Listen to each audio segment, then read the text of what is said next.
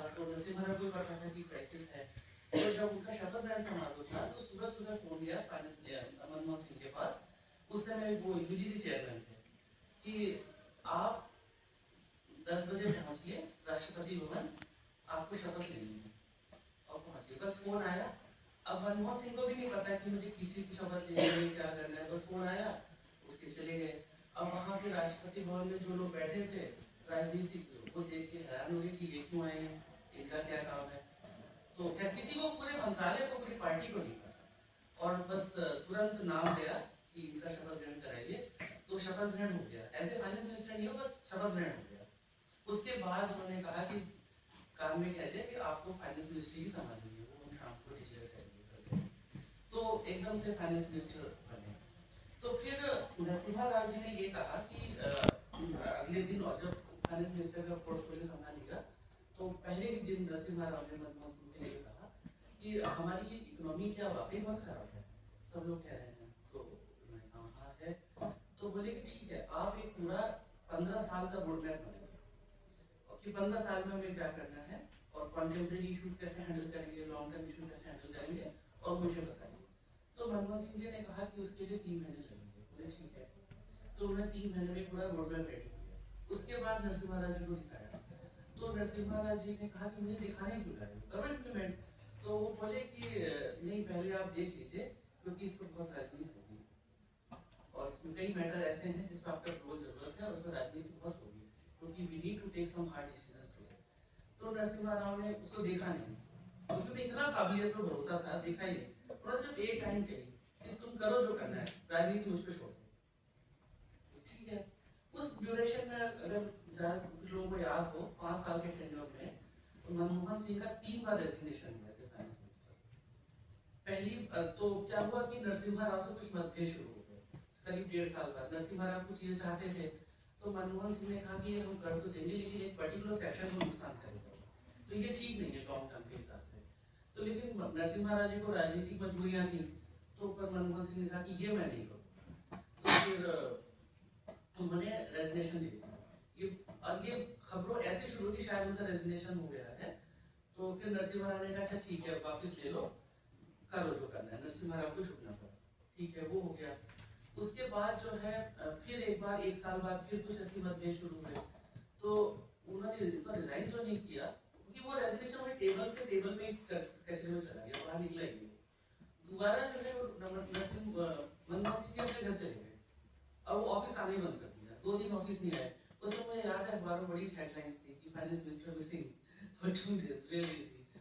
तीसरे दिन नरसिम्हा राव उनके घर गए, उनको मना करके वापस ऑफिस लेकर आए, ठीक है भाई, जो करना है करो, मैं कुछ नहीं करूँगा, छोड़ो वो सब। उसके और साल भर बाद अपोजिशन, जो बीजेपी पे अपोजिशन थे, उन्होंने एक आरोप लगा दिया।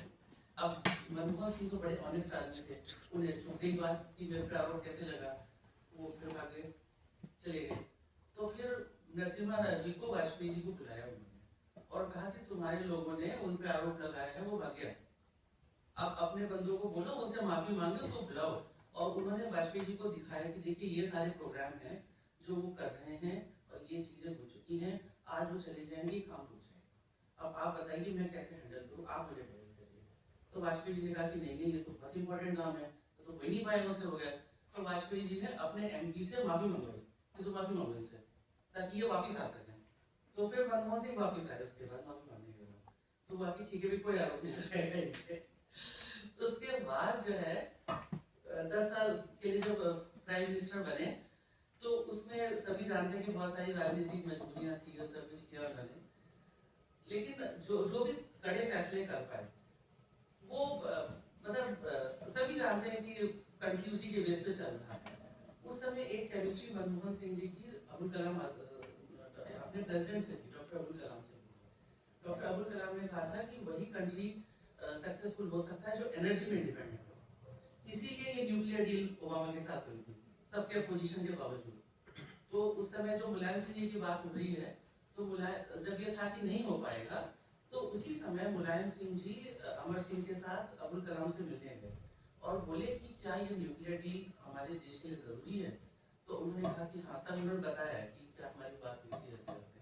तब उन्होंने कहा ठीक है, तो हम समर्थन देते हैं। तब भी जाकर के डील होगा। और कई ऐसे मामले थे जिसपे इनकी पार्टी भी कुछ और चाहती थी, अपोजिशन भी कुछ और चाहता था, लेकिन मनमोहन सिंह ने कहा कि नहीं, जो कंट्री के हित में है वो है, चाहे मेरी कुर्सी रहे चाहे चली जाए। तो उस वजह से कोई हटा भी नहीं सकता था, क्योंकि कुछ ऐसा काम तो गड़बड़ करे कि कुछ आरोप तो लगाए, कुछ ऐसा हो ही नहीं रहा था। तो ये सारी चीजें जो है इनकी डॉक्टर मनमोहन सिंह की। और अच्छा, एक इनका जो बजट पेश करने का तरीका शेयर के साथ ये परछाई से जुड़ा, जब 10 साल का टेन्योर पूरा हुआ है तो अच्छा, एक मुझे एक बात याद है कि डॉक्टर मनमोहन सिंह हमेशा साल में एक बार टाइम्स ऑफ इंडिया की प्रेस कॉन्क्लेव करते थे और हर सारे सवालों का जवाब देते थे। जब भी विदेश से आते थे तो बताते थे कि हम क्या करके आए हैं। तो एक रिजर्वेशन पे जो है, जो एक हमेशा एक महावरत नसी रहती है, तो एक पत्रकार ने सवाल पूछा था कि भाई आप रिजर्वेशन की प्रॉब्लम्स बताएं कि टैलेंटेड लोगों को पीछे रहना पड़ जाता है, सारी चीजें बताइए, आपकी क्या राय है इस पे। तो मनमोहन सिंह का जवाब मुझे याद है, आप यूट्यूब पे सर्च करेंगे तो मिल जाएगा। मनमोहन सिंह ने ये कहा कि yes, this is a challenge to the government to give the proper credit, proper award to the talented people. At the same time, the sections which have been deprived for years and years, this is obligation on the government to support them also. So of course, this is a challenging task to maintain a balance between that. तो ये उनका बहुत अच्छा जवाब था। तो अच्छा, 10 साल लगभग पूरे जब होने को आ रहे थे तो एक पत्रकार ने उनसे पूछा कि भी बहुत से आपकी पार्टी की तरफ से भी तमाम इश्यूज हैं, आप क्या करना चाहेंगे। तो बहुत से आंसर वो दे नहीं सकते, अपनी पार्टी के खिलाफ चले जाते हैं तमाम चीजें। तो उन्होंने एक शेर सुनाया था, उन्होंने कहा कि तो मनी बाबा भी कहते थे कि तो मौन रहते हैं, मौन मोहन, वो जवाब ही नहीं देते। तब उन्होंने एक शेर सुनाया और उसमें सारे सवालों को एंड कर दिया। तो उन्होंने कहा कि हजारों जवाबों से अच्छी है मेरी खामोशी, सैकड़ों सवालों से अच्छी है मेरी खामोशी, हजारों जवाबों की आबरू रखी। क्या बात है। उल्टा बोलती है, शेर ये है, हजारों जवाबों से अच्छी है मेरी खामोशी, हजारों सवालों की आबरू रखी। तो मेरा इसमें से एक्सट्रैक्शन था वो था कि सबसे पहले तो प्रोफेसर, इसलिए हमारे रोल मॉडल थे।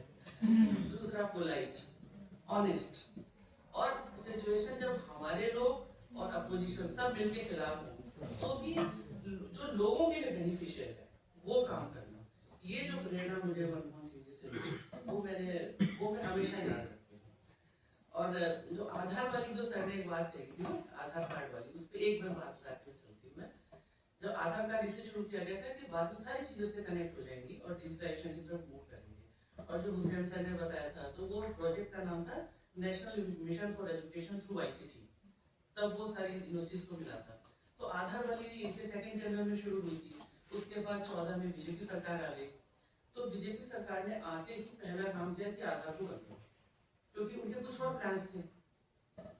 तो जब मनमोहन सिंह को पता चला तो जो आधार का वेंडर था वो मनमोहन सिंह के पास आया कि उसको बंद करा दिया है। तो मनमोहन जी ने इमीडिएटली PM ऑफिस में फोन किया कि मेरी अपॉइंटमेंट प्राइम मिनिस्टर से फिक्स करो, और आधे घंटे का अपॉइंटमेंट है वो मोदी जी से मिले तीसरे महीने पे, और वेंडर के साथ थे और उन्हें बताया कि आधार कार्ड क्यों आए हैं, इसका आगे क्या करना है, वो सारी बातें हुई। तब गवर्नमेंट ने वो ऑर्डर रिवोक किया और आधार कार्ड को कंटिन्यू किया। तो होता एक ये देखना कि किसी भी पार्टी को कोई बात नहीं, मुझे तो बस पब्लिक के लिए काम करना है। तो मेरा शासन मेरे बड़े रोल मॉडल है।